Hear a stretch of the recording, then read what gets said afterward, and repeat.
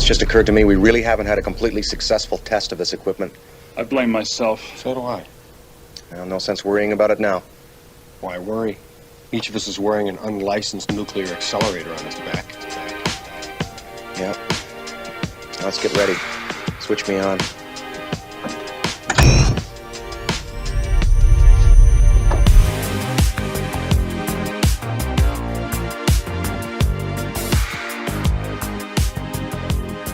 I don't think you're crazy. Back off, man. I'm a scientist. What is up, Ghostheads? Another episode of the Ghostheads radio show. My name is Ted, aka Steady. Joining me as always, my best friend and yours, the one and only Matty B. I got to tell you what, it's Miller time, and I'm happy you folks are here. Another team tonight we're going to be focusing on, Ted. We're getting back in our groove. We're getting back to the program, and we're building towards next year. And so what are we doing? Let us know. Well, first, let me get to the chat real quick. Brian Wolf's in the chat saying, woo, we early. Awesome. Welcome, brother. Welcome. If you're in the chat, say what's up. Let us know what you guys are doing tonight. How was your New Year's? Hopefully everybody had a very safe New Year's. I know the weather's been kind of crazy in a lot of parts of the U.S. right now, but we hope that all you guys are well. Today, we have a fantastic group. You've been hearing a lot about them in the news recently. They've been putting together some excellent content for YouTube, and we're going to talk to them all about it. But first, Gunner's in the chat saying, hello, boys. What's going on, Gunner? Joe's in the chat saying, what up, ladies? As Joe always does. I love it, man. It's the Val Venus. Good to see Remember you. Val Venus? I remember Val. Yeah, fantastic. Yeah. Hello, ladies. Ghostheads watching right now, please welcome from the Northern California Ghostbusters Team, Chris and Greg. What's going on, gentlemen? Hey, folks. How's it going? Enjoying all the stuff in the back. I'm doing well. We're doing both well. I like how you have your proton pack. We all got our proton packs in the back. Represent. That's what you got to do. Hey, Greg, before you blow my ears out, could you turn yourself down just a little bit? Me? Yeah. Yeah. How's that?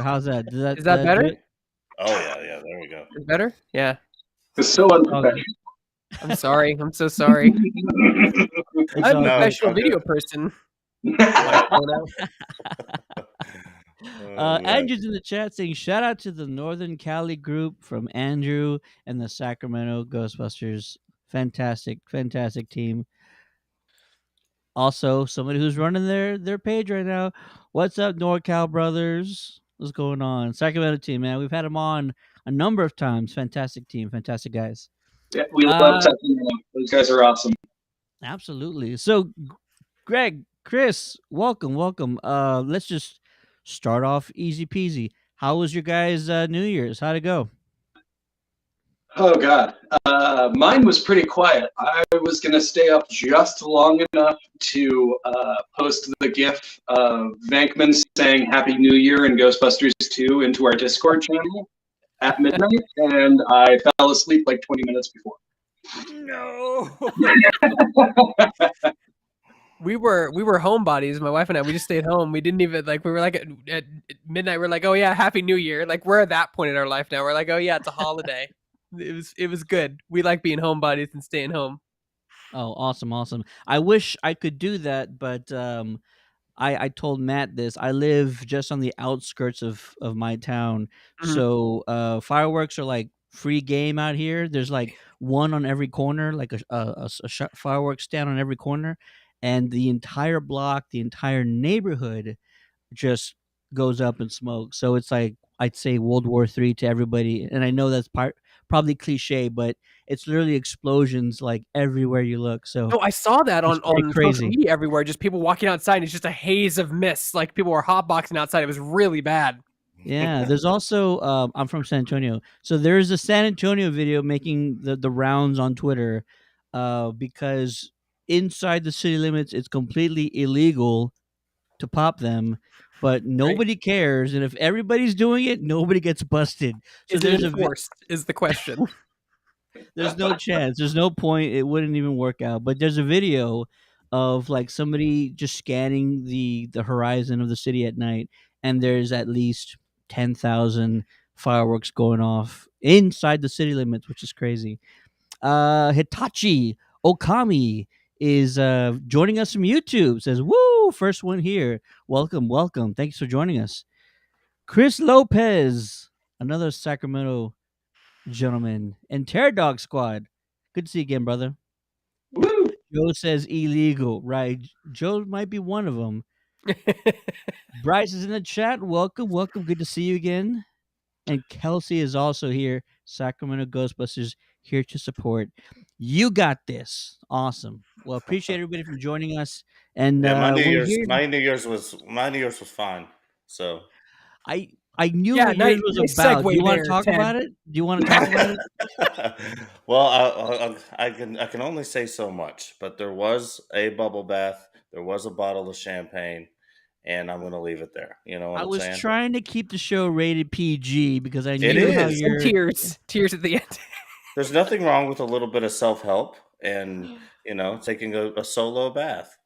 Solo, of course, solo. We'll leave it at that. We're here Man, to that talk. champagne bottle really got lucky. Oh yeah. Don't even want to know. Don't want to know. We're here to talk about the NorCal team, and you guys have been in the news recently, mainly because you're so damn creative and talented.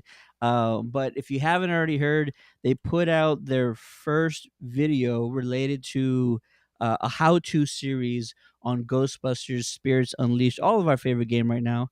And you gentlemen, we want to just dive into your heads and talk to you all about it. Maddie, he called me and texted me the first time he saw it. He was like, "Oh my god, you got to check this out. They did it again." So, first off, I guess we want to talk about where the idea spawned from. Who had the idea to start doing sort of a how-to series featuring Spirits Unleashed? Oh, that was all great. And honestly, you mentioned that it looks amazing. And I want to mention that was all Greg. Like that, he did all of the editing. We added around for a while now, kind of a bunch of ideas for like different videos that we could put together with Ghostbusters, and just kind of using both of our skills. And so, like when Spirits Unleashed came out, obviously, like we were both like day one on that game. Greg has been in his day job for Shack News, has been doing a bunch of incredible coverage for it as well. Like, It just kind of became this very natural fit that like when Greg kind of proposed the idea of like, hey, let's do a how-to thing and let's kind of frame it as a training video, sort of like an 80s industrial training video. It just like was this supernatural fit. The best part of that was that like my wife, when I was working on it, what came in, she's like, you guys look like one of those training videos or those safety videos at Disneyland. I was like, that's exactly what we were going for. That's what we swish. Like, that's what we did it. We did I've definitely wanted to. I had an idea all built in my head for making a training video, and then I saw the Ghostbusters Northwest. I had theirs, and then I now see you guys, and it's just like, well, I'm not going to be able to do better than what these guys going on, because I mean, because you can overdo the VHS filter, you really can. You guys had it dead on where it felt genuine. I didn't want to deal. We didn't want to like. Chris was like, let's not have it too distracting, right? So we took out some lines and some like fuzziness and made it a little more clear. But like, it was really fun. Like, I mean, and never doubt yourself. If you have an idea, just do it. You know what I mean? Like, even if it's not as good, like channeling spirits kicks ass. Like their videos are amazing. Like, but their graphics and stuff, like I could never get to that point, like where they're doing all that intricate stuff. Like it's just, that takes a lot of work and a lot of time that people don't realize, but like just do your level and then people enjoy your content. There's a person making content right now, 60 Wavy, and he's doing like little videos and it's just him on the camera talking. Like just do the content that you can do in your skill level. It doesn't have to be like super stylistic and super unique. You could just be like, you just talking over gameplay, which is what the majority of the video is. See, I told you, Ted, we were fine doing this. Yeah. Do you with your phone? People underestimate phones. You can film anything on your phone. Matty though is a perfectionist. Like he if he wants to do something, it's not gonna see the light of day until he's like all in, feels 100% about it. And so, I mean, we've had like 1,000 variations of this logo in the corner here. Like, this is just the one that he feels kind of good about. But no, we totally understand. Hey, I love it. Buy some Well, and to be fair, Greg and I are both kind of perfectionists in our own ways. I am originally I was trained as a writer. Like I pursued writing originally in college before I dropped out years and years ago. So like a lot of the script element, I think Greg can kind of attest to this. Like even when we were in his studio recording VO, like I was sitting there retyping stuff on the fly just because like I can't leave it like that, and then I have to read it, and if I have to read it smoothly, I want it to read smoothly, so there's definitely a degree of that. I think it helps having a collaborator. Absolutely. A lot it helps having a collaborator. Absolutely. And you could tell that you guys put so much thought into the script. I was just like, these guys, they just, when somebody does so well and you can feel how much effort went into it, it's just like, it's so exciting that they nailed it. It felt so real and genuine, and just everything down to like the details of you guys like posing and everything. And you got the outro right, which maybe we'll try the outro here at the end of this stream. But yeah, no, just across the board, it was so well done and so informative. I mean, you really took the time to really dive into not only like every single action, every single like meter bar, like helpful tips and all that. It's just anybody who's trying to start playing Spirits Unleashed for the first time, I'm going to recommend this video. This is going to be the one they need to watch first, and they're just going to have like the time of their lives doing it and watching it. And it's a great timing too, because a lot of people just got it for Christmas.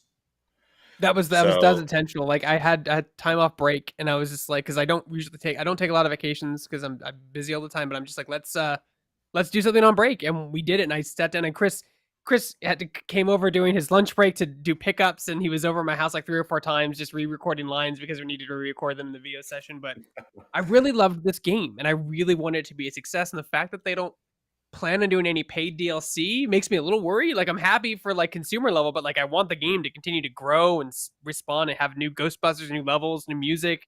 I mean, you saw that the people have been advocating for like the Janine voice pack. Like I'd pay $10 for that. we all would. You know what I mean? Like Right. why? Like I think there's this money they're missing out. So I'm like, what can I do to support this game?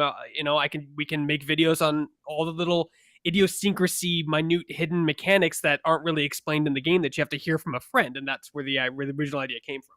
And Greg brings up the that Janine voice pack like thing that was spreading around social media. You know, he was the inspiration for that. He was, I don't know if you saw the original that video that was spreading around before that of just gameplay cut to the real Ghostbusters sound effects. So that was good. great. Greg That made was that. me. Wow, it was so good. And I haven't watched an episode in a while, so just hearing the intro music, the transitional like theme in the background, like oh my god, right in the feels, just perfect, just so good. You even incorporated some of it into the training video, which I was like, oh, I The like it swirly even logo and more. some of the music fit perfectly with the aesthetic we were going for, and I was amazed I was able to find a lot of it clean. There was a person who he's on the GB fans forum, like he didn't remaster the soundtrack, but he like tried to pull it and like clean it up as best as he could because that music's been lost to time, and that music is it's such a cheap way to do music because they basically paid some artist, a flat fee to do like 20 different 60-second loops that they could cut. But like the music, it just for some reason it stood with me so long. And I'm not talking about the music that Chris is always like, oh, you mean like the lyric music where like there's like the songs? I'm like, no, I'm like the literal music, like background music.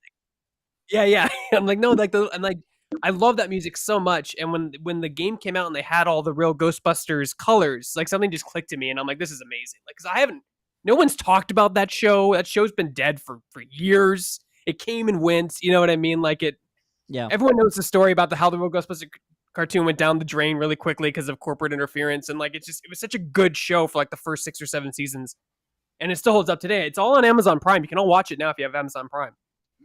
Well, still holds up. I mean, Yeah, they got most of it on YouTube on the Ghostbusters official YouTube channel too. Mm-hmm. absolutely, still holds up. Still fantastic. Showed my 3-year-old daughter the Christmas episode on Christmas Day, and I was just like, oh, it's so good, it's so perfect. Now it's gonna be a tradition watching I forget what the name of the episode was, but a Christmas story, a Christmas Ghostbuster It's a story. Christmas Carol, right? They capture the ghost of the Christmas Christmas. Carol. Yeah, the Christmas past, The present, and Ghosts of future. Yeah. Christmas? Say it again. Is it the Ghosts of Christmas? So yes, it's I that one where remember they the episode. capture the 3 spirits. It's so good. Yeah. I'm gonna get caught up in the chat real quick because I'm missing a lot of Sure. folks here. Southwest Florida says greetings. What's going on? Joe's talking about Maddie in the tub, saying, and he was alone. Andrew, even better, says it's always the quiet ones. Yeah. Chris Lopez says hello. Bryce says, I played Noah on Christmas Day, spent my entire Christmas cleaning up a flooded house. Oh my God. Oh, geez, man. I'm sorry about that. Yeah, I'm sorry to hear. I can't Hope you imagine quit going through drinks. that, man. I can't imagine going through that. Hopefully, it's not too costly, but I can't imagine. Good luck. Oh man, Godspeed to you. Sacramento says, awesome video, and the VHS quality was a retro throwback that made it perfect. Absolutely. Chris here from Sacramento. Ghostbusters. Love and support to our brothers and sisters up north. Hashtag Terry's in the chat saying hello from South Dakota. And then Ivan's in the chat. Wait, are we supposed to tell everyone where we're from or where we Where are we're located? I'm from Kentucky, but I live in Massachusetts.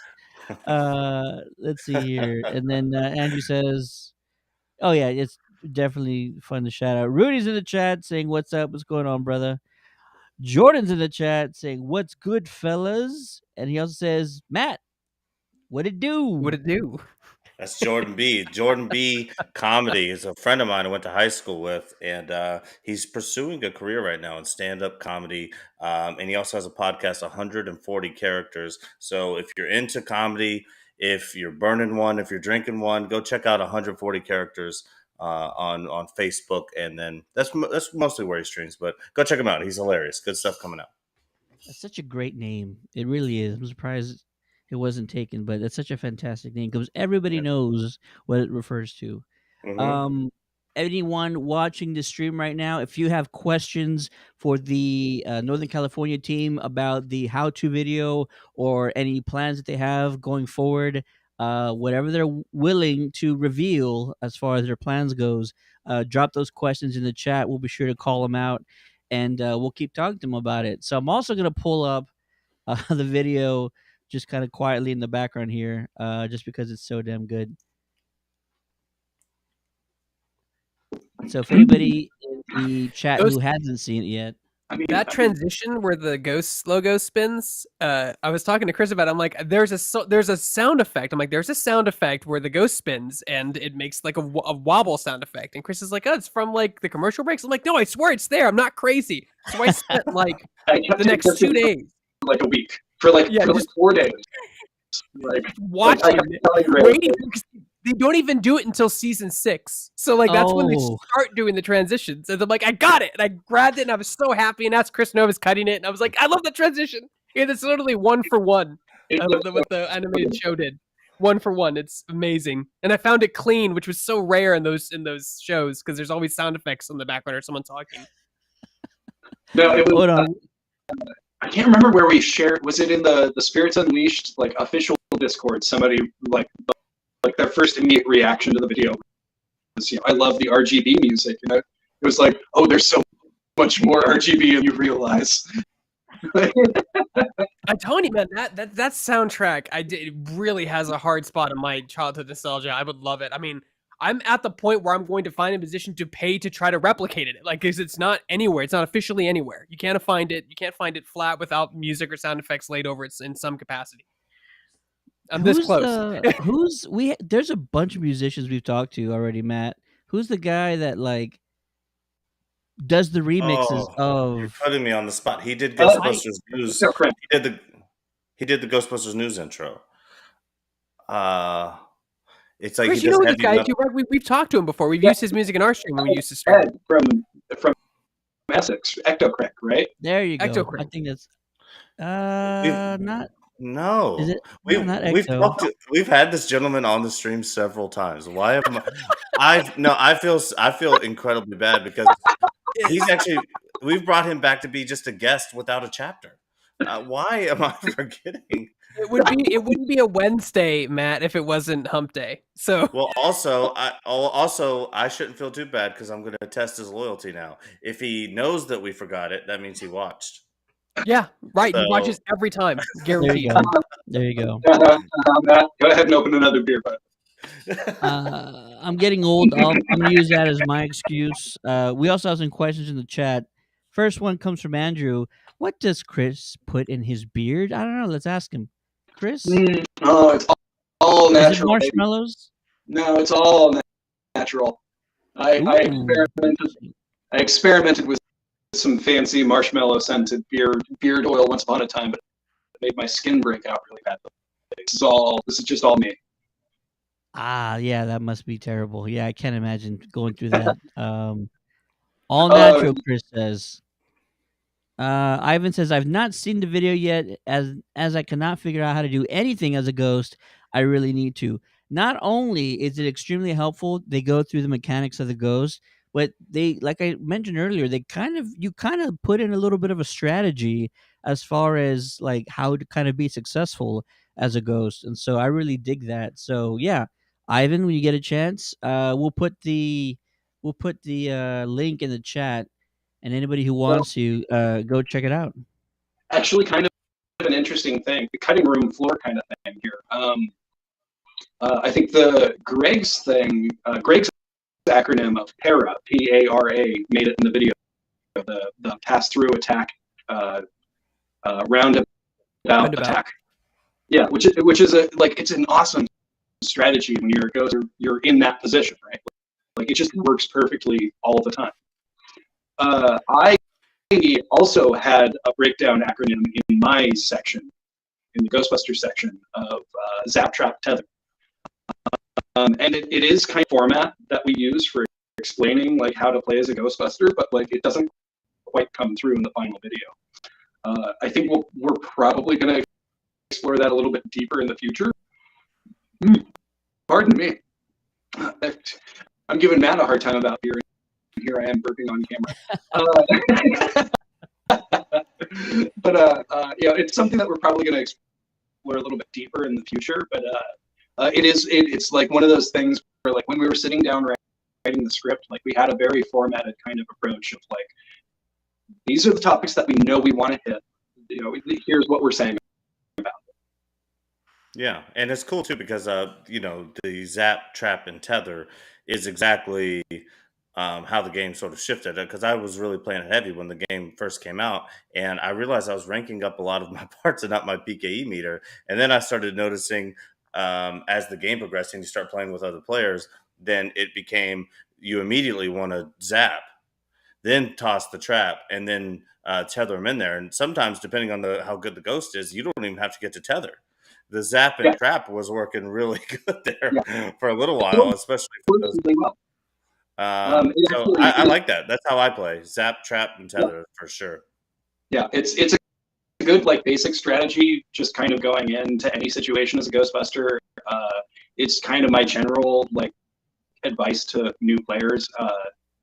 But more specifically, like, it's still like you mentioned, it's still a really, really powerful strategy. If you're good at placing your trap, like, just doing the PKE blast and then throwing your trap is, like, quite often all you really need to do.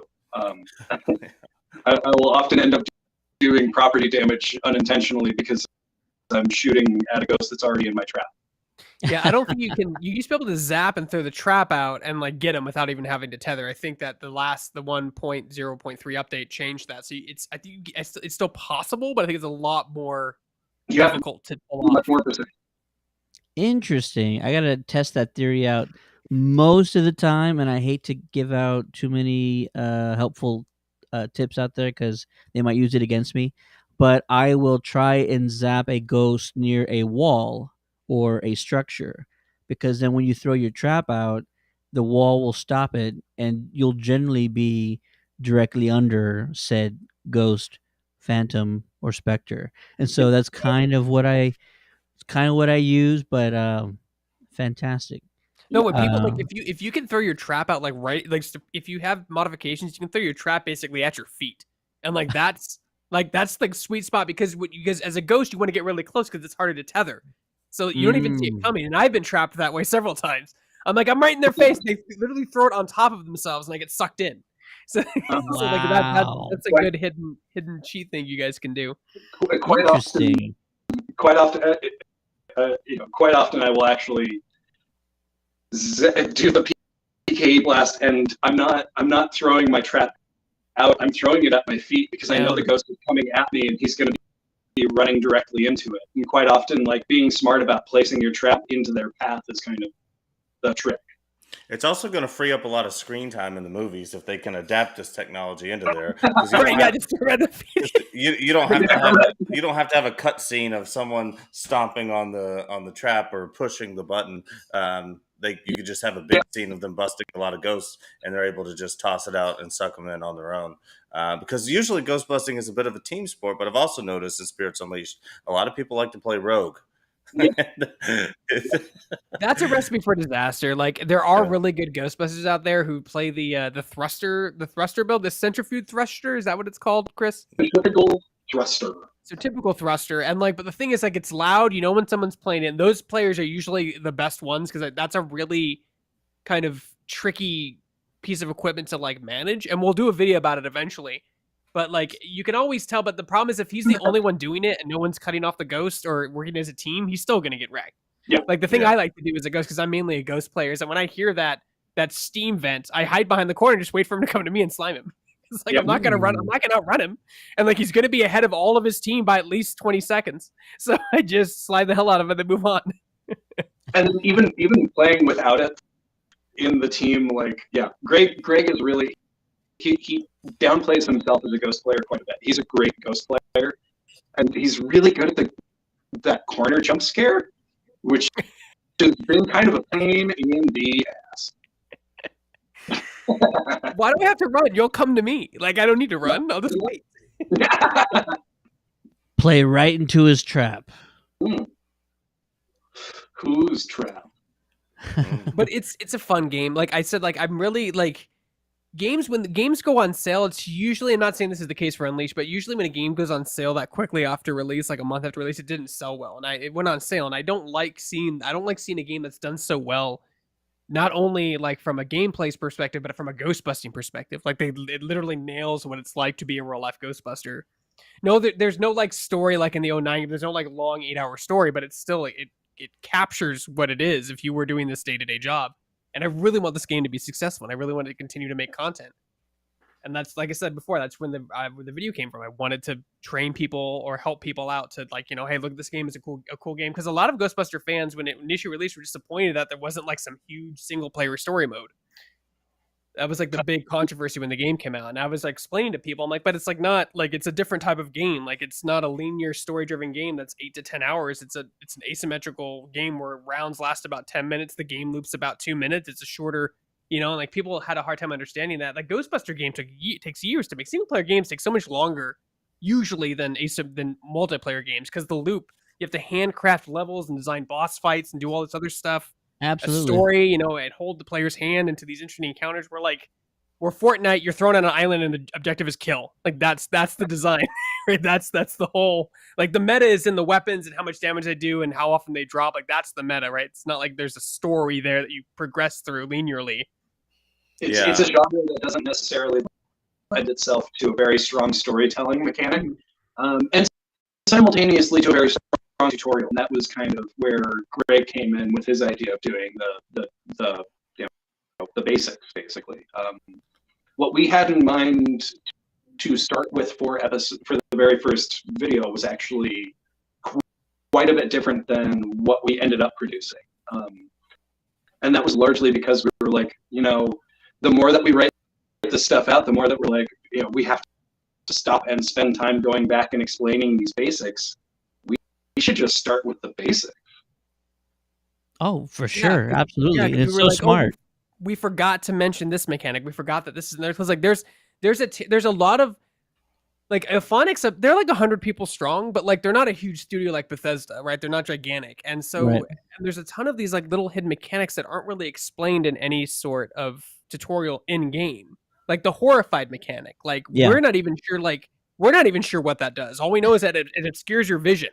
Like that's all we can tell without data mining and seeing if it does anything negatively to like your baton, your sprint speed or whatever. Yeah. But like that's something that's not explained very well. It blocks your vision a bit and it prevents you from becoming sieves, and then that's it. I think that's it. Yeah. It's definitely a cool game, and you guys nailed it when you said it. That's what it feels like to bust a ghost. I've played with some Ghostbusters friends that we've met through the show, and every time I'm with them, and once you get about 3 or 4 games deep, it becomes very immersive. Actually, without a storyline, you feel like you're doing the job. And but I was also one in the camp who really wanted a storyline, and it has to just be because we've been so starved as a franchise as far as lore goes. We don't have a lot of lore. So we were looking for something to add on to that. But I think the game will accomplish a lot with this sales-wise, because it's going to teach people who aren't fans of Ghostbusters kind of what this is and why we think it's so cool from the minimal scenes that we got in movies. And then when the content comes out now, they're going to go watch the movie. So I think it's going to bring a large contingent of people who weren't fans previously into the franchise.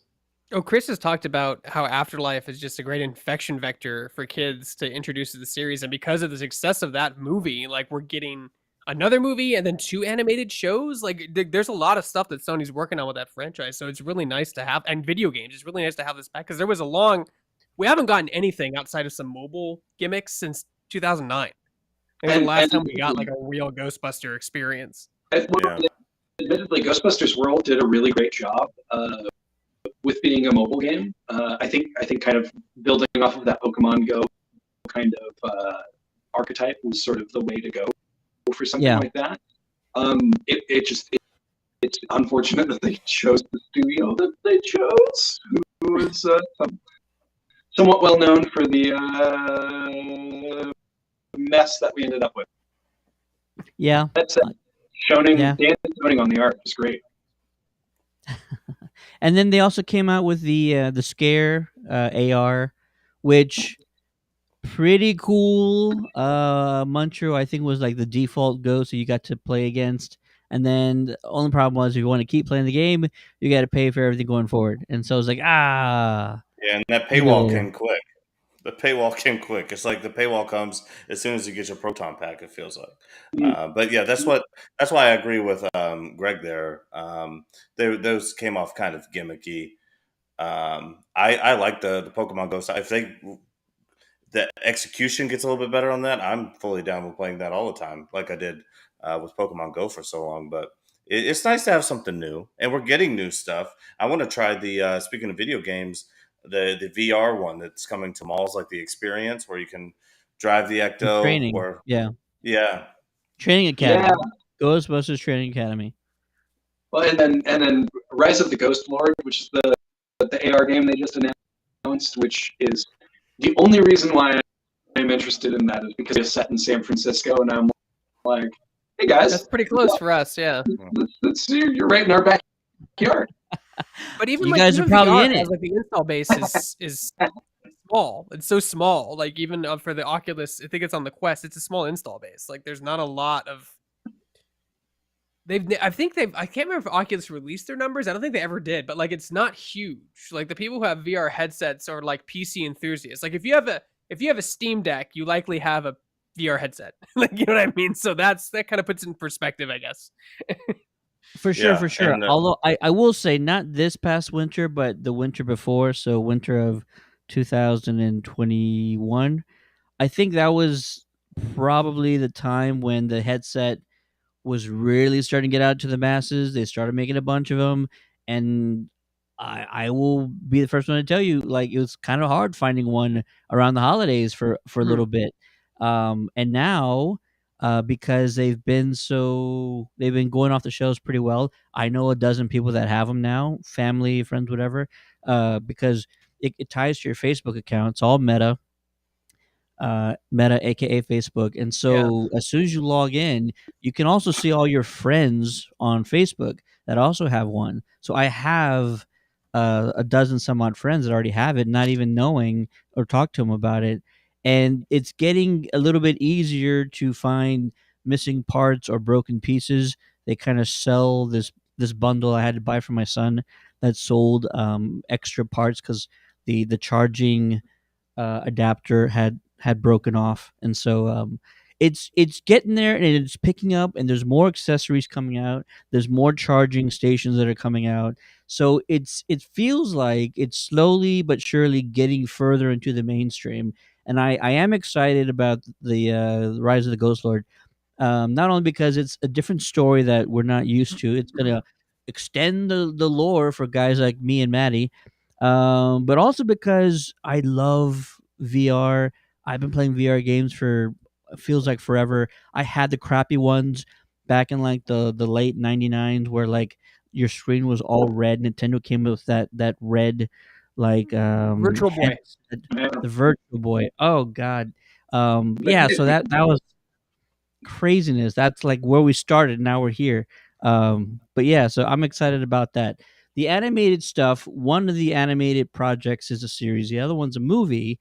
It's a great segue because we did get a little bit of news about that. So I'm going to go ahead and talk about that right quick, and then we're going to get back to your guys' video.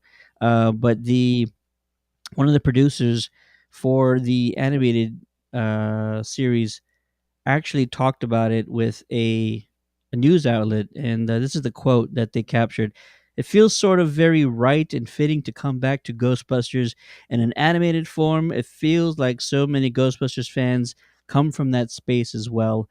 And that gives you this bigger, weirder stage to play upon. And I think we want to obviously do something very new and different, as we always do.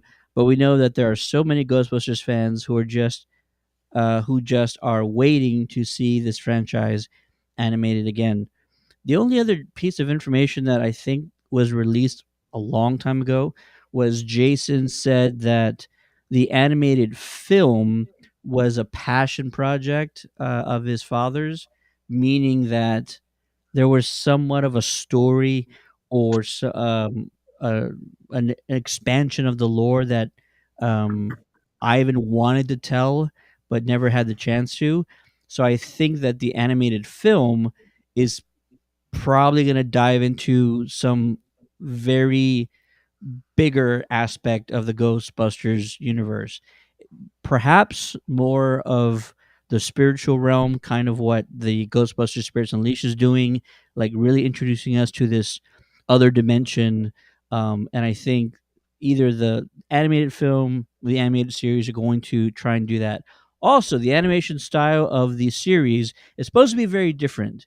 And I know Sony's been kind of getting into this very retro video gamey type look. They did it with Into the Spider Verse. They did it with Puss in Boots, kind of in the same vein as Spirit, not Spirit Unleashed, of Into the Spider Verse. So it sounds like it's going to be even different than those two projects, which are more recent. So animated series, not your early '90s, late '80s version, but definitely something that they're really proud of and put a lot of work into, because Sony's really good at animation right now, and they're using like every single piece of technology they can find in order to put out projects. So it's exciting. It's exciting to hear them talk about all the possibilities, and not forgetting the fans. So clearly, the fans are being kept in the back of their minds as they're going through these projects, which is always a plus, if you ask me. If they could just show us something, anything, like a still frame, like I don't care, a logo, like show us something. Like it's just they've been so secretive, and I think it's because like they didn't expect Afterlife to do well. It was released during the pandemic. It was delayed forever, like, and I've told Chris this multiple times. There's an alternate opening out there. Like, I know there is. If I ever talk to Jason, I'm going to be like, dude, tell me about this alternate opening. There's got to be an alternate opening where the logo comes in, the music upticks. Like, it's there. All the evidence is there. Yes, great. Because if you see Afterlife, they fiddle with the PKE, right? And they fiddle with it. And when it goes to shock mode, the mom, like, freaks out. So there was an alternate opening where he used that against it. There's, like, an action scene in the opening. But they cut it. I don't know why they cut it. There is. I read an article with Jason, and he says the original opening scene was actually very brutal, and I think he used the term very brutal, and I guess you have to kind of really walk a fine line when you're dealing with a character like Egon and an actor who passed that used to play that character. So maybe I always talked about this when we reviewed the movie. You really had to walk a fine line to make sure you weren't getting into any sort of inappropriate or disrespectful territory. And so maybe the original opening kind of felt like they took it too far, and so they scaled it back, and we got what we did. But yeah, apparently there was a longer, sort of more violent, brutal opening with the Egon stand-in. Well, like your opening is it can continue. The opening of a film expresses the theme of the rest of the film. So if it's brutal and violent, then people are expecting the rest. That's why. So it was very subtle and soft and light, which is the majority of the movie up until the last 15 minutes.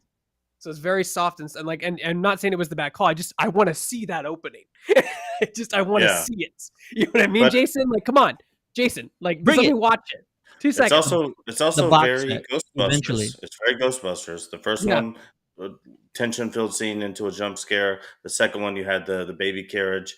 It's very Ghostbusters, and they kind of did open it that way. I mean, there was a pretty intense scene there with Egon, but I would like to see the alternate version of that as well. I'm just excited to see.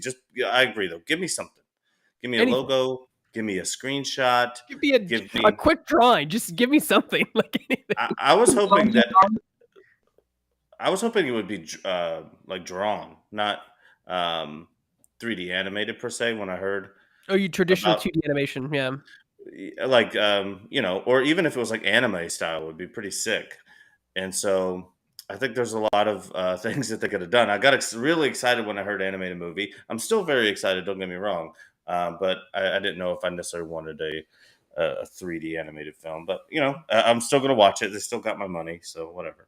They were just caught off guard by the success of that movie. And so like when you're caught off guard, and a good example is Pirates of the Caribbean. Remember when that movie came out? Did you see any toys? Any posters? Nothing. Yeah, no. Because they weren't prepared. They thought it was going to flop. And so like when a movie does that and there's nothing, Like they're like, oh god, like we fucked up. So they usually like hench their bets. But in this case, like that's why this stuff is taking 2-4 years to complete, because it started after it got made all that money and after Sony realized that there is still a market for this. Absolutely. And also, Pirates of the Caribbean was based on not the most popular ride at the Disney theme parks. Whoever thought like, "Hey, this is a good idea," they took a shot and it kind of worked. And now we're getting like spin-offs and reboots in the near future. Fun fact about that is that there was a movie with Gina Davis called Cutthroat Island. I don't know if anyone remembers that movie. I But- remember Gina Davis. But it cost like a boatload of money and it tanked. And because that pirate movie tanked, like you didn't see any pirate movies after that for years. I think Pirates of the Caribbean was the first movie you saw after that failure. So like Wow. Hollywood pays attention to those trends, and if something's detrending, it's gone. You just leave. Yeah. Like, Hey, whoa! What about Muppets on Treasure Island? I love that movie, but I don't think it made a lot of money. I love that movie so much. Tim Curry is a national treasure still. But yeah. But you know what I'm saying? Like it's like that's the stuff, like they pay attention to trends like that. I mean, the 2016, whether you liked it or hated it, didn't make a lot of money. And that was kind of a red flag to Sony being like, oh, maybe the franchise is dead. Like they don't look at the franchise as a whole and be like, oh, well, it's just because the movie was bad. They just look at it as Ghostbusters isn't popular anymore, period. That's what they look at it. Because it had been years. Like you said, 2009 is the last stuff we actually got that was media, that was high level. And then 2016 was the next thing we got. And that financially, like you can have your opinion on it. I know Chris likes the movie, but like it financially didn't make enough money to move the meter. So they scrapped it. And 4 years later, you get Afterlife. There you go. There was a video game that didn't get a lot of attention, Sanctum of Slime. Was that after 2016 or before? I feel like it was right around 2016. I'd have to double check though. It was like a third person view, almost arcade style. Like It was a twin stick shooter, and it came out in 2011, and it was not received well because it was rushed.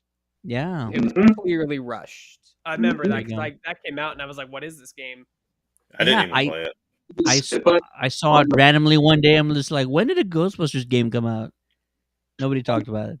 On the flip side, though, for our IDW Ghostbusters fans, like that was also if I remember correctly, Sanctum of Slime was also the introduction of Danny Speck and a couple of the female Ghostbusters characters that like Dan Schoening and Eric Burnham used in the comic book way later on. Ooh, fantastic. Atari got in this bad habit. It's published by Atari, and it was made by Behavior Chile, so Behavior South America branch. Like they got into this bad habit of, like they had a couple hits as a publisher, and then they started to desperately publish more, and they just kept failing. And then they eventually phased out and started to make slot machines in hotels. They phased out their video game. They're bringing it back now, but there was years where they're just focused on their casino machines and hotel brands, and their brand of Atari, which is like Centipede and all the other stuff they published in the 70s. Oh man. Let's see here.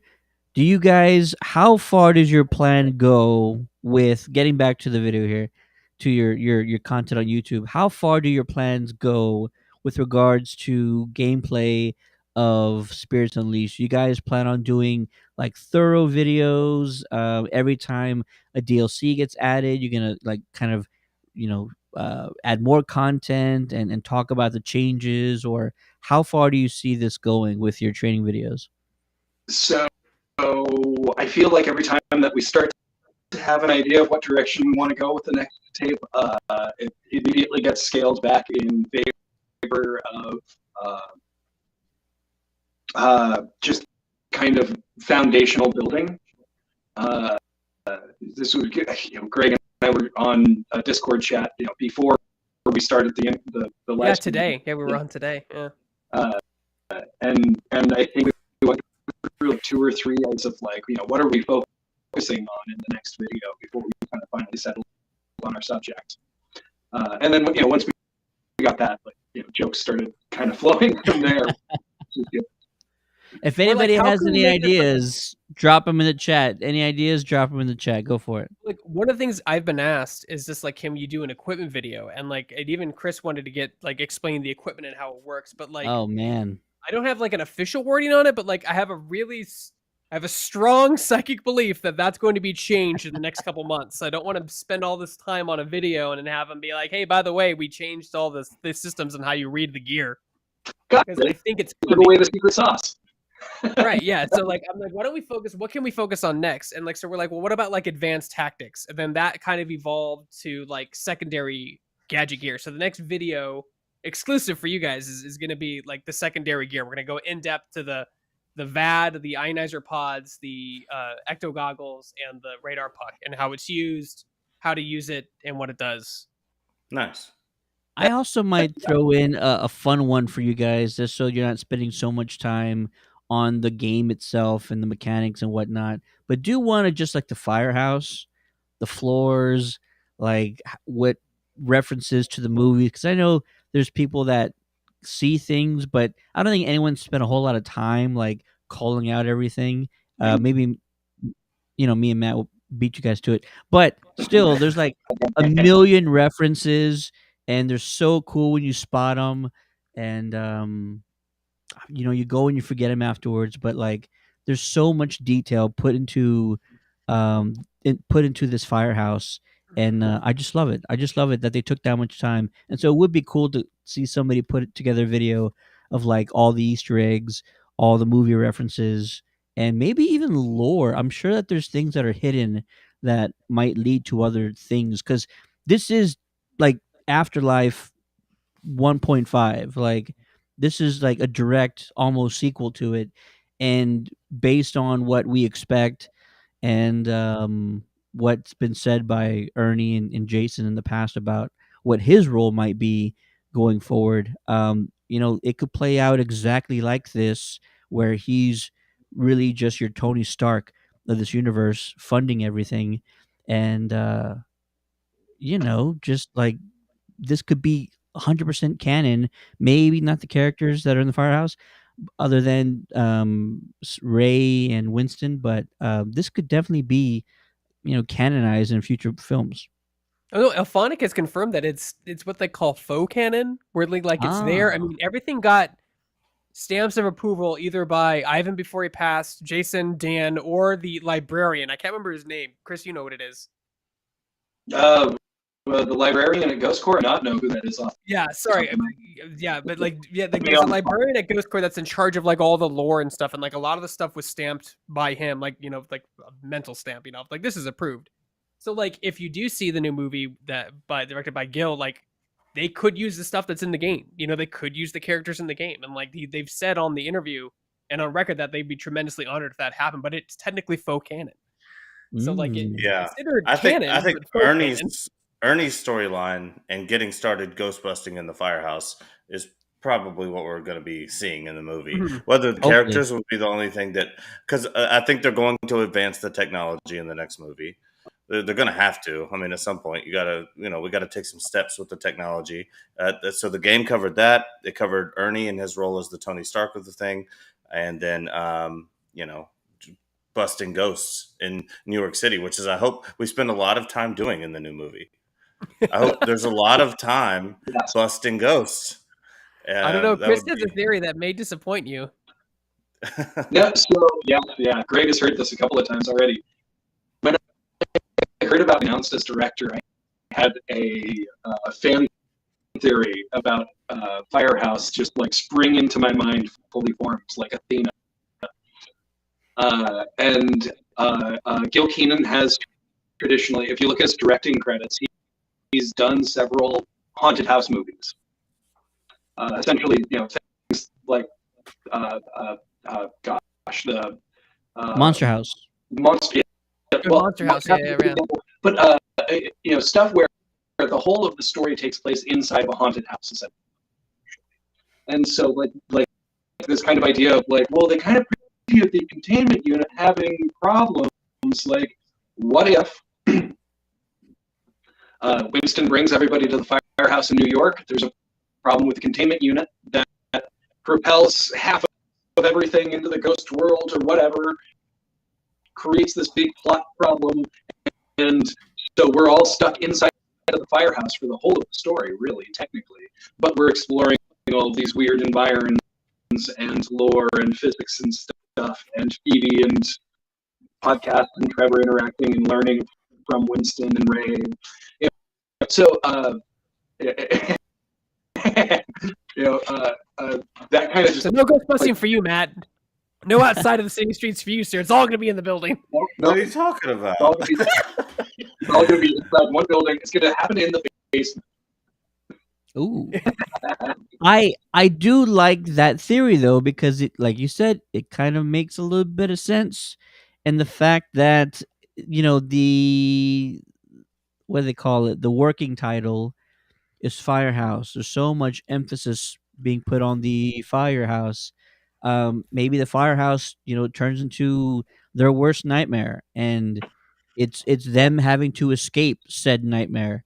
Mhm. Yeah. I talked about in a previous episode where in the animated series, which isn't canon, but I think that inspiration can be taken from it, you had at least one or two episodes where they had to go into the containment unit for various reasons, to fish out Slimer or fish out somebody else.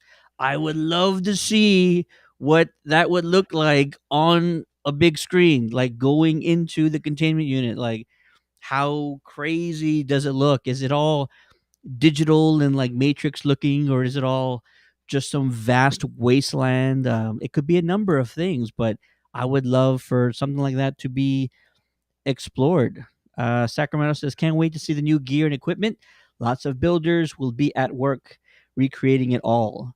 General Kenobi is in the chat saying hello there and greetings, North Cal Ghostbusters. Mr. Joe Garcia, the man behind the magic of our media team, just saw the Star Wars droids with a Ghostbusters theme and they were fired. Just saw the Star Wars droids with a Ghostbusters theme and they were fired. Oh, I know what you're Yeah, talking Jason posted a story earlier today about like some guy who modified one of the Star Wars builder drones to be Ghostbuster about.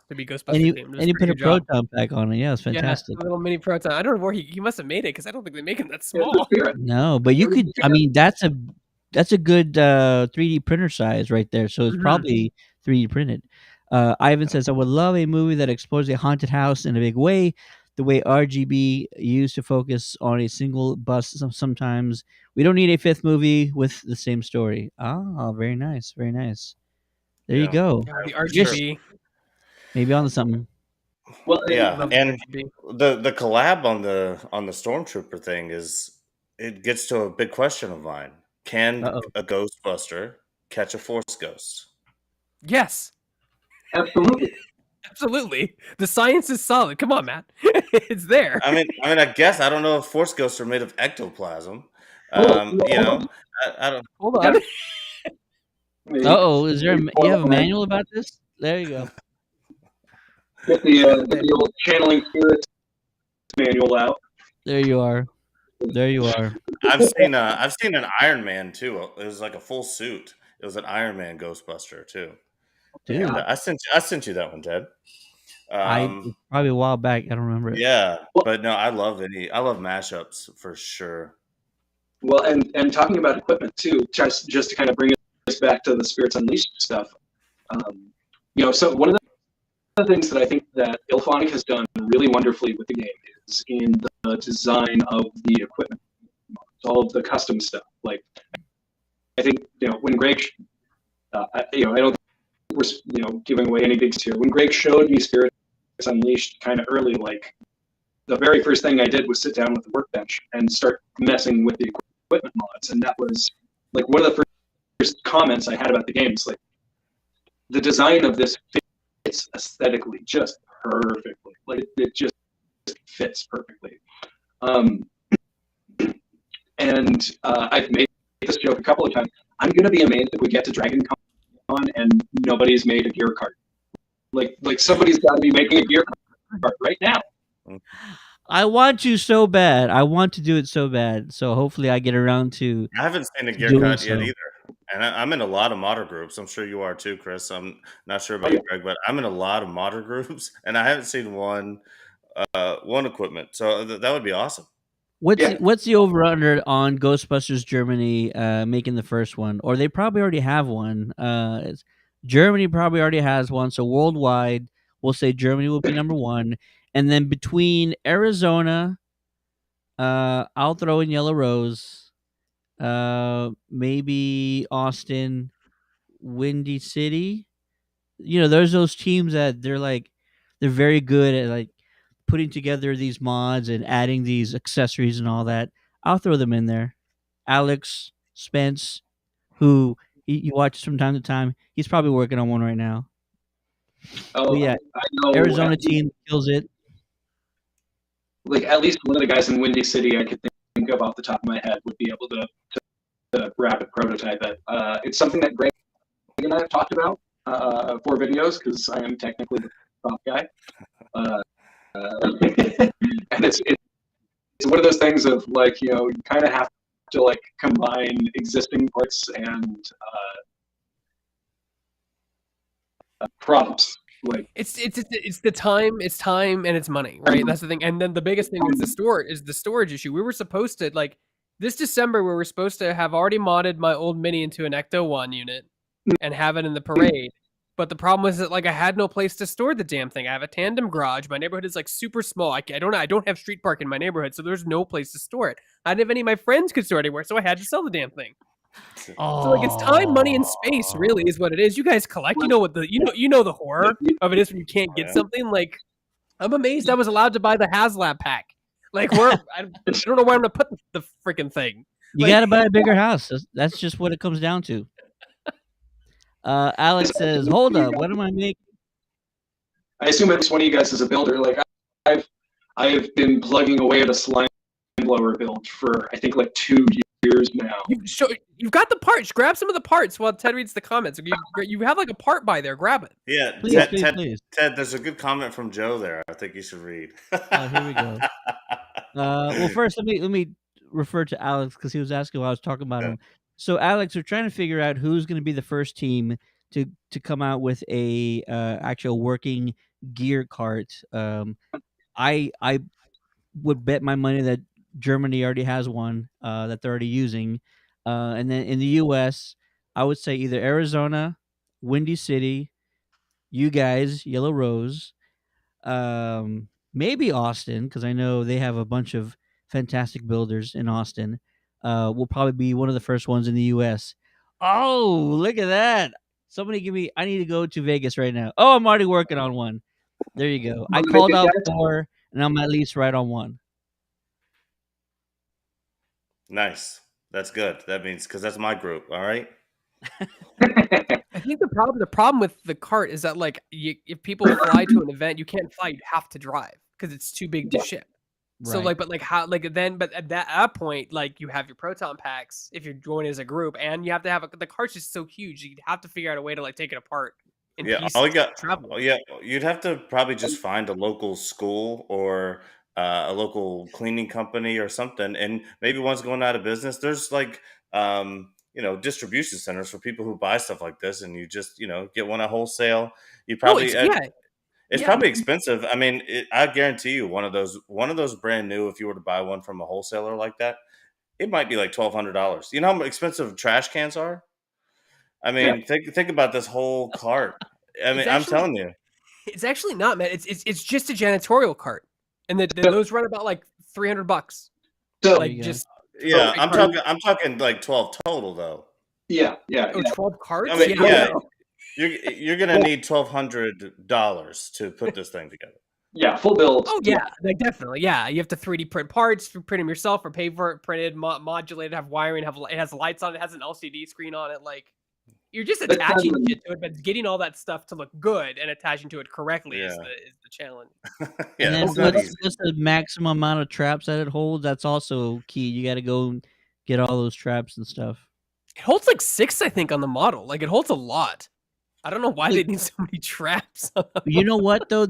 It always has that door that slides open, and I kind of figured that's where you put the dirty traps afterwards, right? It just kind of feels accurate in that way. Like you bag them, and then you're like, it opens up, put them in the dirty bin, and then it closes up afterwards. So yeah, you got to put a few in there as well. Jedi Kenobi says Ghostbusters probably could have bagged Palpatine before he reincarnated in a clone body. Yeah, that's Facts. true. I'm sure it would have happened. Joe, give me a hard time. Says, why is Teddy not wearing a Ghostheads t-shirt? You're slacking, Ted. Manny B is always on brand. That's why he's my guy. Red You were bubble. the other. Red You bubble. were the other guy in the bathtub. I knew it. Ah, all the truth is coming out.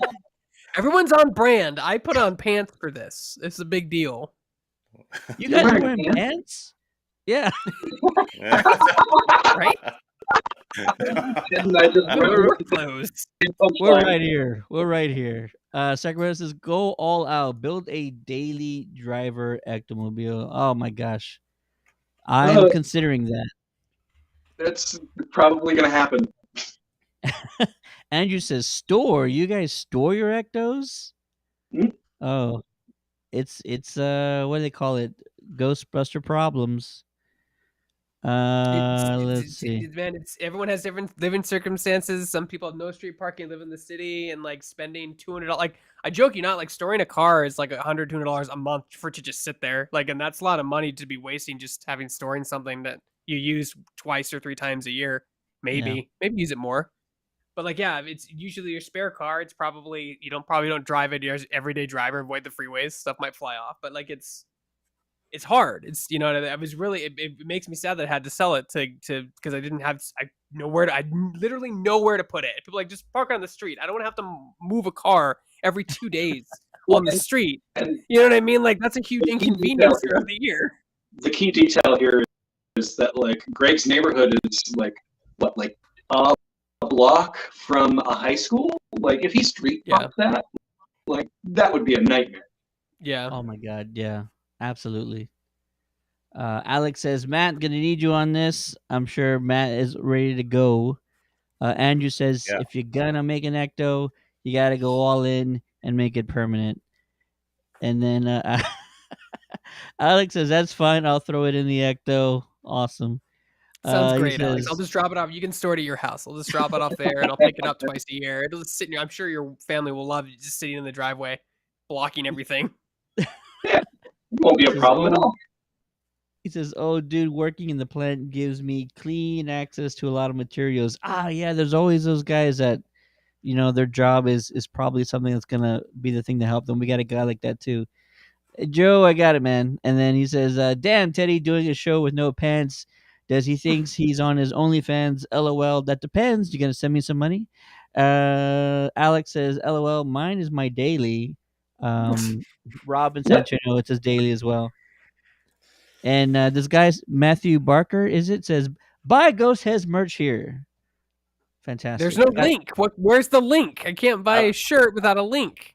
I posted the link. The links don't show up in the restream. It's in the Facebook. It's in the Facebook. Support the show. Everything we do with the show comes right back into the program. Obviously, we're not buying Ferraris with this thing. I would if I could, though. But yeah, go support the program. Get some Ghostheads merch. Show it off. Let us know. I think we're going to do a run of patches, Ted. I've been talking about patches. Would you be interested in that, Ted? Have you not done patches yet? That's No, the we first haven't. thing to do. How's that not the place to start? Ghosthead patches? Not yet. Yeah, Not yet. I've had a request for some. You know what I did think about is somebody should make a patch of the toy drive, the 2022 toy drive, because it looks so damn cool. But trying to get all those little details for each of the teams that was on that logo would be a nightmare. So maybe it would be more like a fabric patch, but I don't know if you would put it on your suit because you do it every year and just get a patch every year, and then your suit's gonna be filled with toy drive patches. You probably Maybe a just put it flag. somewhere else. Do a flag. Flag's probably better for that. I dig it. We should do Yeah, that. flag would be great. Let's see. Andrew says, I work at an elementary school. No one messes with Ecto R4. If I see some stars, you got to show me some leg or do a dance, Teddy. You got to work for these stars. Hey. Sacramento says, we want one. Patch trade. Also, I promised Sacramento we get them a SATX patch Still in progress. I promise you. Still in progress. Greg and Chris, man, this has been a awesome discussion. We've already been praising you guys for this fantastic training video. We can't wait for more.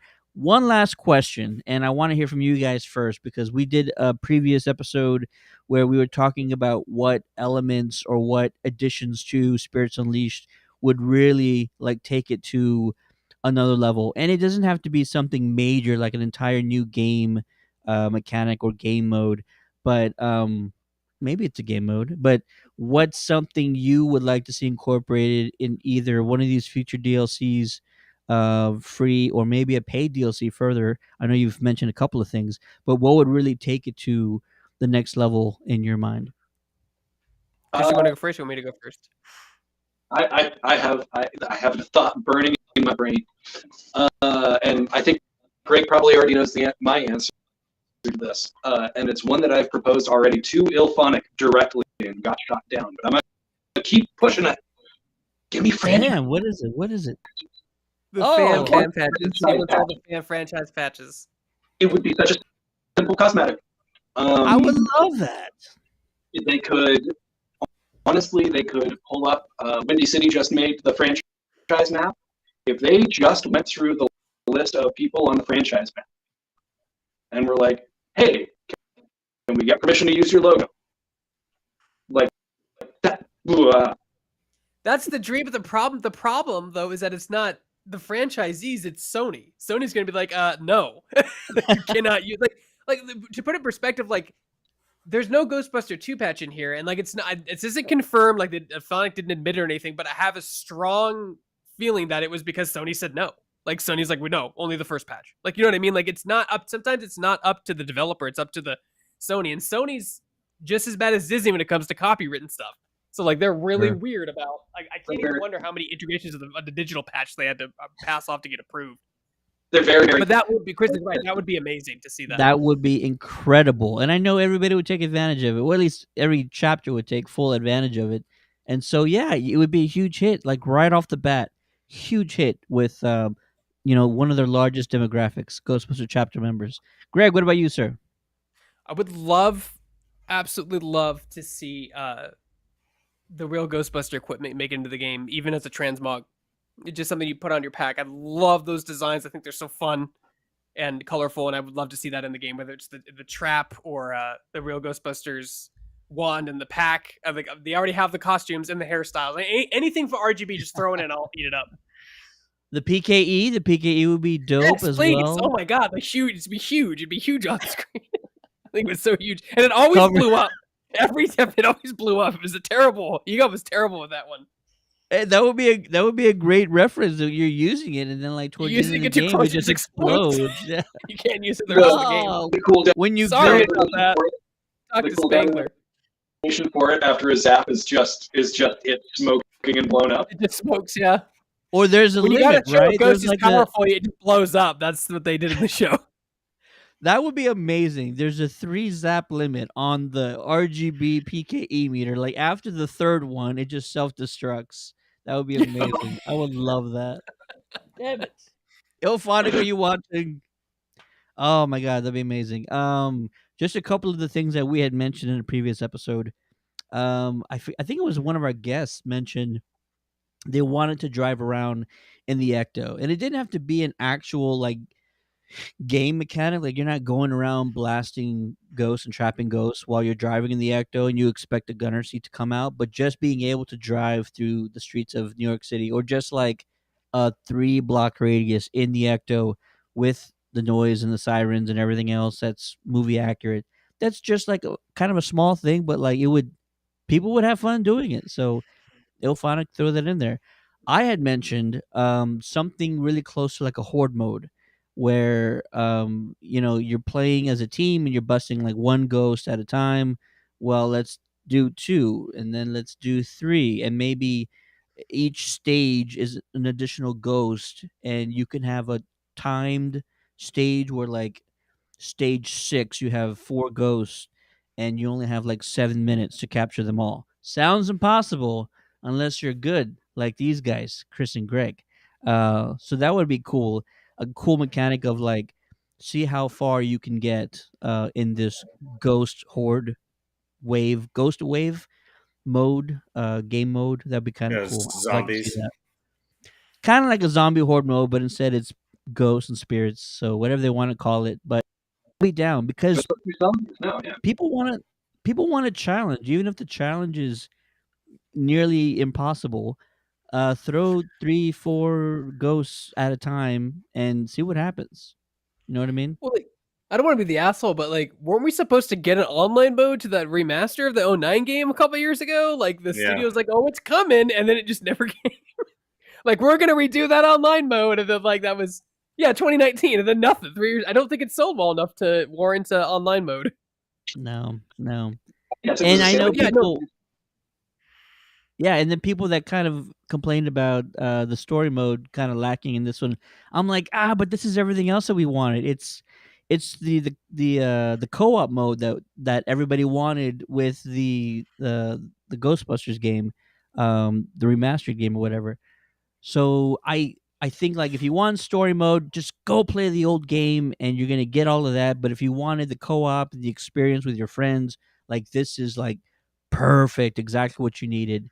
And people just need more of a challenge. I think that's all it is. That story was delightful. It did not deserve all the criticism it got. I mean, they didn't even have to include it. I mean, Dead by Daylight doesn't really have a story. Like, it's just you just jump into a match and you play. All the stories walls of text.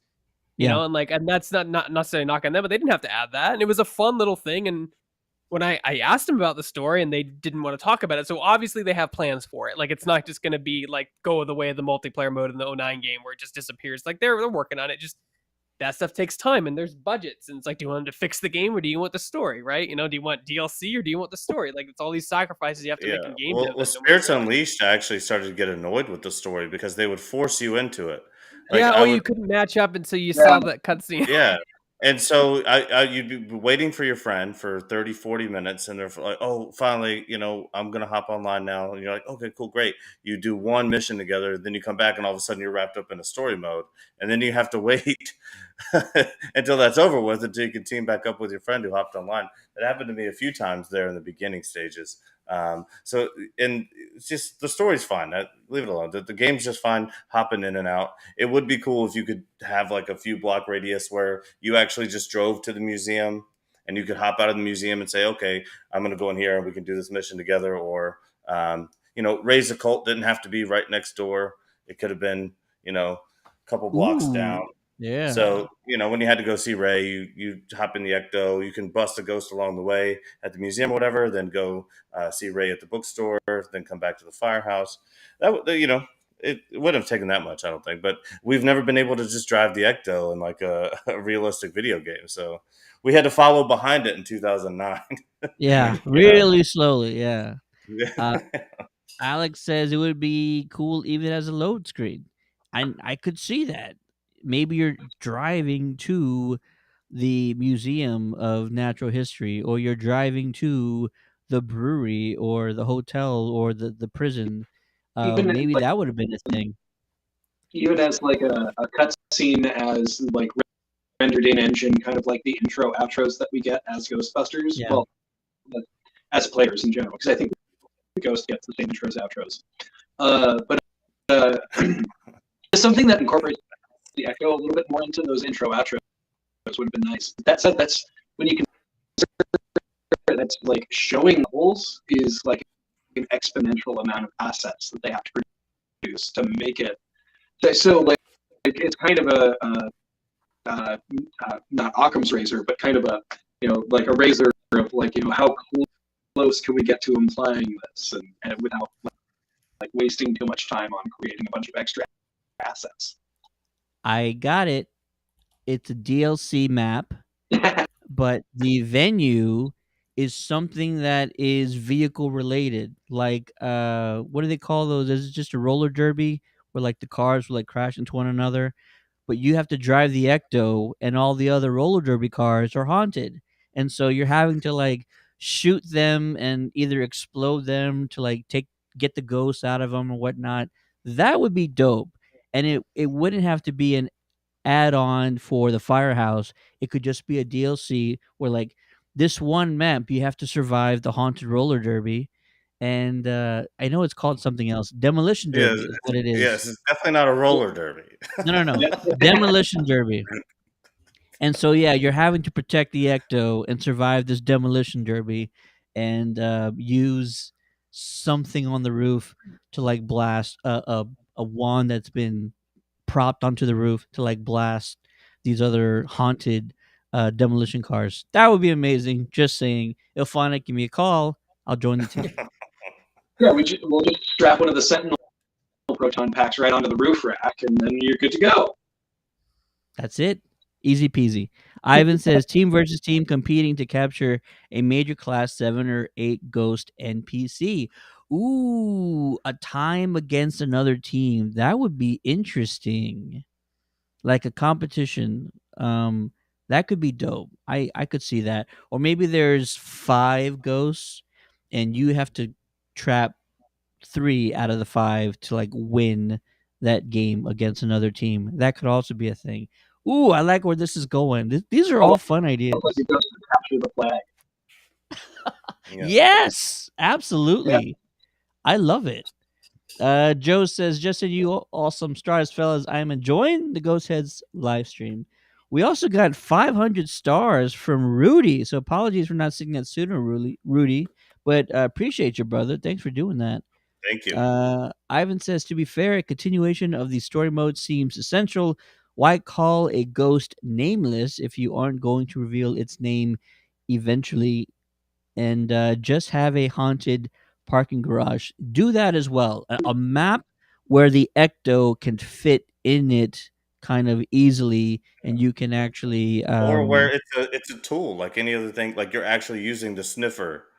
You're actually using it as a tool that it's supposed to be used as. I think in the 2009 game, they put a big trap on it, the Super Slammer, right? And so you could trap with it, which wasn't a part of the movies, obviously, by any means. So I'd like to see them actually using the devices that are on the Ecto. What does the sniffer do? You know, what do these dishes do on the top? You know, what are these tanks for? And so it'd be cool to actually use that in a game as well, where one player is in the Ecto in a haunted parking garage, and inside of the Ecto having to sort of keep an eye on the data and use the tools, and then help his team find the ghosts. And you guys really you really want all this stuff to happen in the Ecto 1. I'm over here being like, where's my Geiger meter? My Geiger meter. Yeah. Or slime blower. Yeah. Yeah. I almost bought it on Slime blower. Etsy for like, there was like somebody made one on Etsy for like $400, and my wife was like, if you get that, I'll kill you. I'm like, okay, fine. I don't need a Geiger meter, I guess. There you go. Speaking of slime blower, Chris, you still have yours? Yes, You're gonna show us part. something. Oh my goodness. I Yes. got distracted. So I have the nozzle for it right here. It's all 3D printed. I mean, it's one of those things where like, Beautiful. until it really starts to come together, like the prop doesn't really resemble what it is. The big thing, I don't know if we have any slime blower builders in our audience. He wants one really bad. He's working on it. Like, it's just like We I said, have- it's we have time, one. money, and energy. Like, The thing that Paxton. everybody will Paxton's probably a big recommend slime blower guy. is this big concrete form tube that's going Oh to be my my man gosh. eventually. he's got to do a dome. Yeah. Yeah. It's one of those projects that kind of unlock the proton pack. Like so few parts for it already exist that you kind of have to fabricate everything yourself. So it takes a lot of time. I'd be if HasLab did a Kickstarter for a slime blower and the thing was like $1,500, I'm sure it'd be successful. In a heartbeat, man. They would You're- have to scale it, but yeah. It has to be modular. It'd have to be able to come apart, right? You'd have to make it smaller, but like then you'd have to this huge box. Yeah. You're on the right track, because Alex says the concrete tube is the absolute best thing to use, and he can confirm because he has one, and he would also like a slime blower in the game. What would it do? Not gonna Just happen. No, it Slow the down 09 the game- ghost? No, the 09 game had very specific slime mechanics. Like that's like they were used in specific situations. Like you can't So what happens if you load in a game? Say because Slime Blower can't catch ghosts. People are like, so what? What happens if all 4 of your team members load in and all have Slime Blowers? Now you can't do anything. Now you have to try to stun and trap the ghost.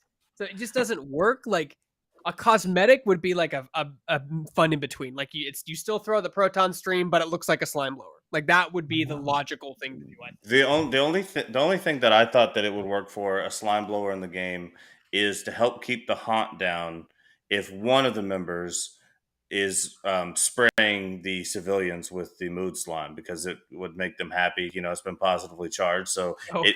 it gets people unafraid quicker. So like someone could be running around and spraying really scared civilians with the mood slime, and then it would bring their status back up a little bit. But it seems like as people get better at catching ghosts and using the actual ghost busting equipment, you know, it becomes sort of, and again, what happens if you have 4 people who want to use the slime blower? You're kind of screwed there. So so they actually, like, I just put a link at the private chat. I don't know if you guys can see it. Like that's his direct response. Alphonics 2, can we put a slime blower in game? How come? Why not? Like, so I asked him that question because that was a big question. Everyone wants a slime blower, right? And the problem with Alex Space says haunt control, but like the games are like 7 to 10 minutes now. If you could decrease the haunt meter and the ghost is bad, you could be stuck in a game for 20 minutes. That's true. Like, that's not fun for anybody. Rough, sweaty gameplay. Yeah. But no, like I did an interview with Jared, who's the CEO of Volphonic, and I asked him like all the questions about the GB2 patch, the slime blower, all that good stuff. And I'm wearing the same shirt in that interview. That's funny. Same thermal. Yeah, so like he's very clear about it, and his answers do make sense, and people are disappointed, but at least I'll say this as a journalist, at least he gave answers. Like it's nice when they have those answers and not just say like, oh well, we have nothing to say about right now. Like he says like it's not gonna be in the game because of this reason. That's fantastic. Yeah. That was actually when Greg was talking about doing that interview, that was one of those questions that I made sure he asked.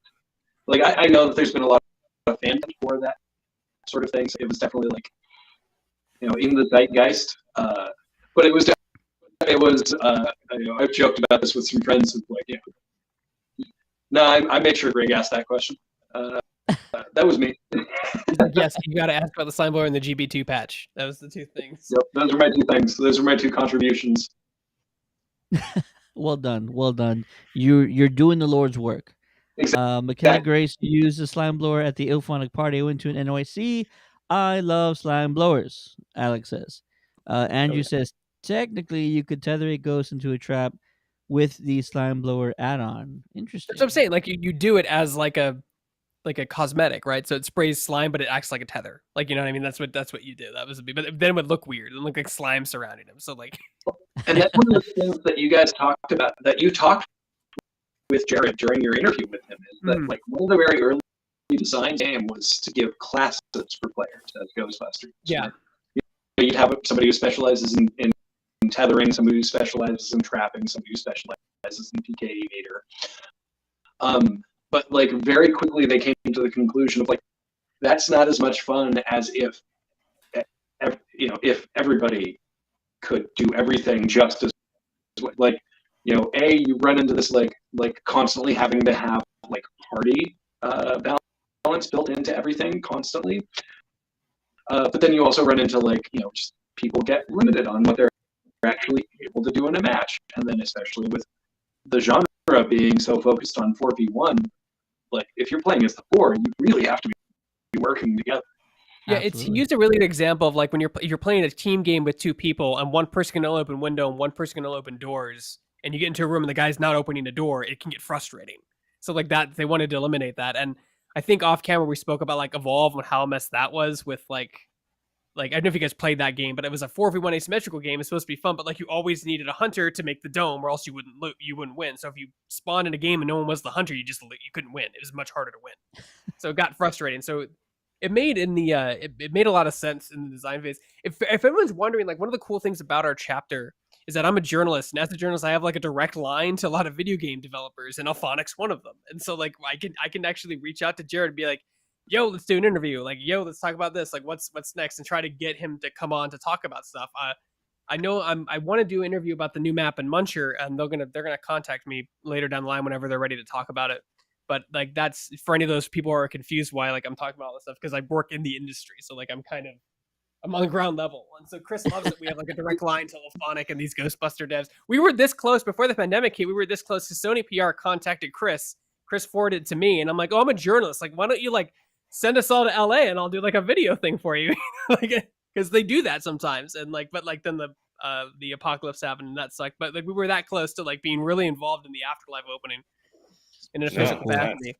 Well, and So cool. kind of one of the cool things with, you know, probably the thing that I'm most proud of in regards to NorCal Ghostbusters really is that what we've done is we've kind of cultivated a lot of members who have a lot like these very diverse skill sets, and they're all very incredibly good at it. So the example that I always go back to is Jacob. Jacob Henderson, who designed our logo. And we get complimented on our patch design all the damn time. And it is all Jacob. And, you know, it's just that I reached out to him and was like, hey, you're a graphic designer. You're good at this. Do you want to help me with this? And he just knocked it completely out of the park based on like the kind of concept that I had in mind.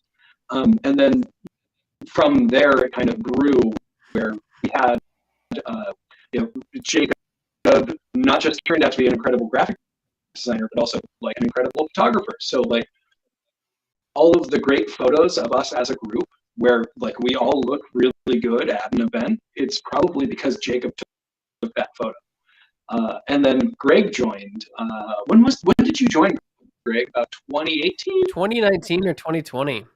Yeah, it was like just a little bit pre-pandemic, and then Greg joined up, and I cannot I'm going to gush about Greg here for a second and embarrass him.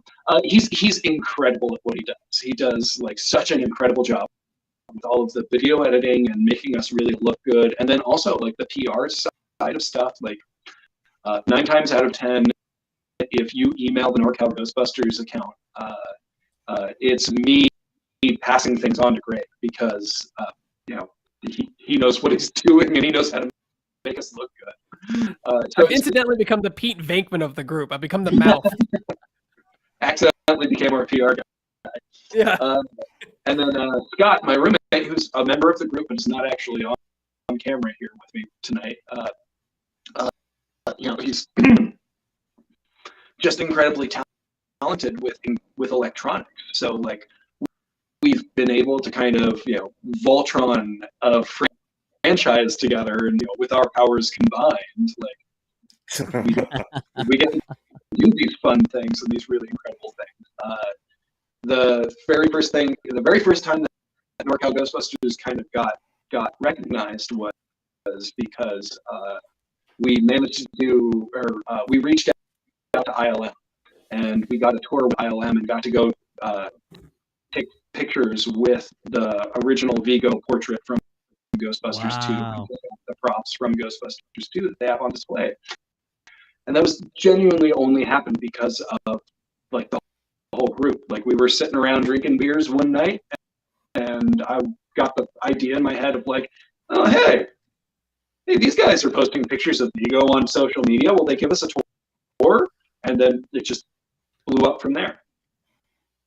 So cool. Yeah, it's great to see not only your team, but we've met so many teams, and everybody has, like you mentioned, a very special skill set. And together, they accomplish a lot, and they're making differences in their communities.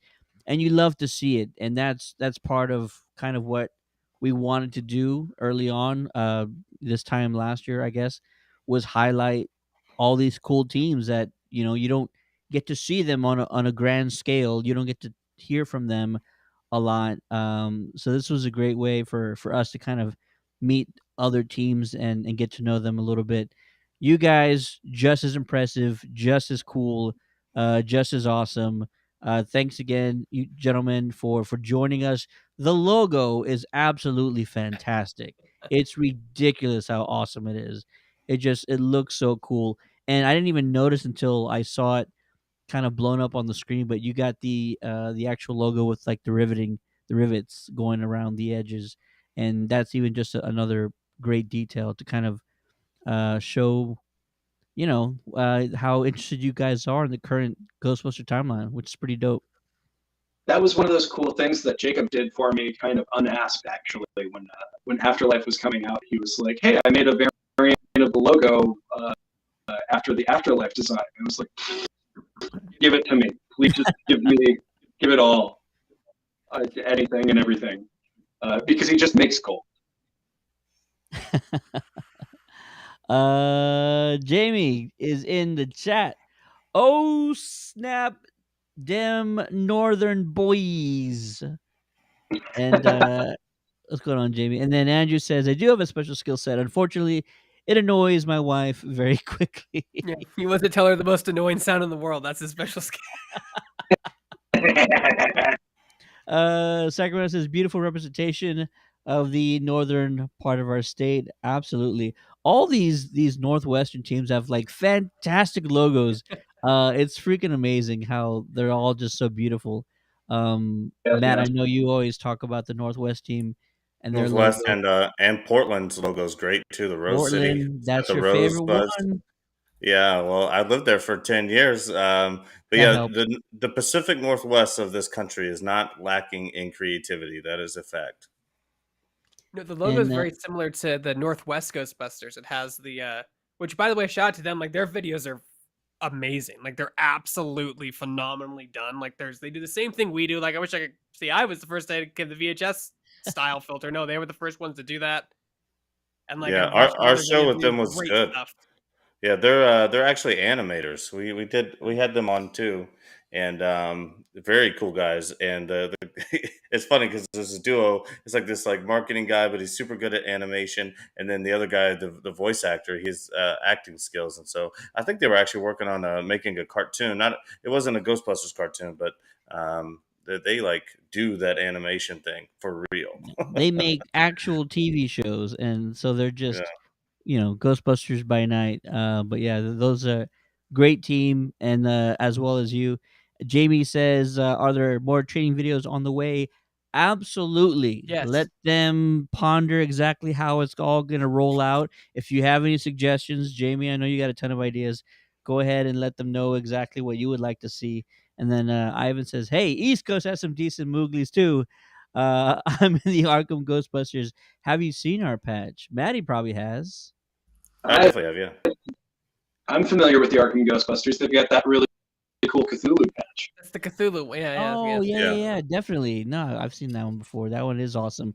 Yes, shout out to the East Coast teams as well. You guys are fantastic. Absolutely.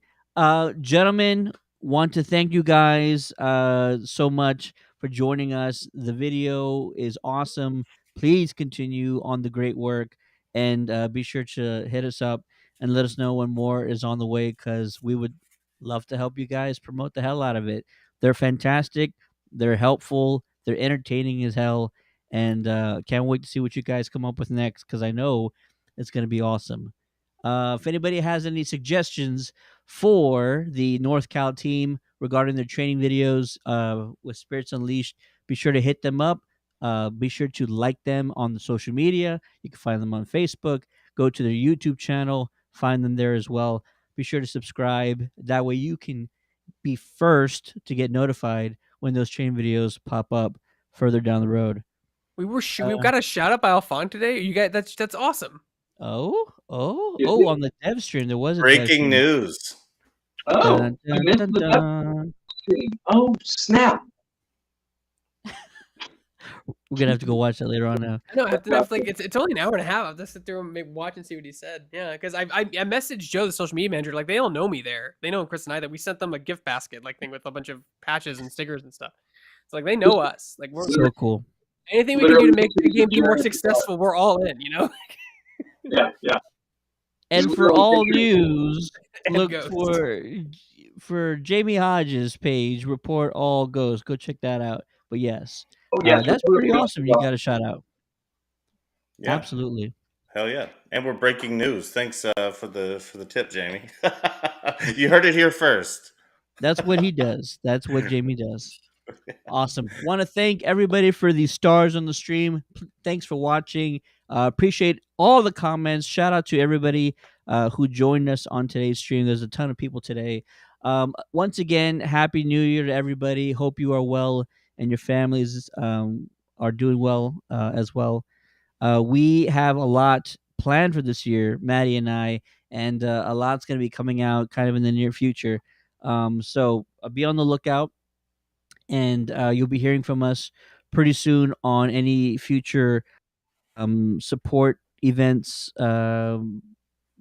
charity events that we're going to be putting on with this Ghostbuster Coalition. And so be on the lookout, and shout out again to everybody who joined us today on the stream, especially for those who sent some stars our way. We graciously appreciate that. Check out the merch store. I'll drop a link in the chat, and be sure to check back with us every Wednesday night for the Ghostheads Radio. My name is Ted, aka Steady. You know my partner in crime, the one and only Matty B. Another show, another can crushed. It's a great day to be alive, and big shout out to the NorCal Ghostbusters. It was fun having you guys. Thanks, Ted. Absolutely. Appreciate Thank you, Greg. Thank you, Chris. Everybody showing some love in the chat, and be sure to follow the Northern California team on social media. Thanks, guys. Appreciate y'all. Thanks for having us, guys. Thanks, everybody. Have a good night. Peace.